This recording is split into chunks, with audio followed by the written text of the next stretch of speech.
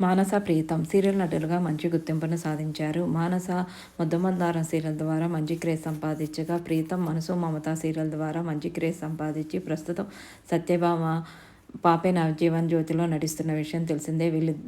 వీళ్ళకి ఇద్దరు అబ్బాయిలు ఉన్న సంగతి తెలిసిందే. రీసెంట్గా గొడవలు అవ్వటం వల్ల ఇద్దరు విడిపోయామని మానస తన యూట్యూబ్ ద్వారా తెలియజేసిన సంగతి తెలిసిందే. యూట్యూబ్ ద్వారా తనకి ప్రీతమ్‌కి కొద్దిగా గొడవలు ఉండటం వల్ల దూరంగా ఉంటున్నామని, డైవర్స్ తీసుకోలేదని, మేమిద్దరం గొడవలు తగ్గి త్వరలోనే కలుస్తామని, అప్పటి వరకు మాకు ప్రైవసీ ఇవ్వాలని ఒక వీడియోని యూట్యూబ్ ద్వారా విడుదల చేసింది.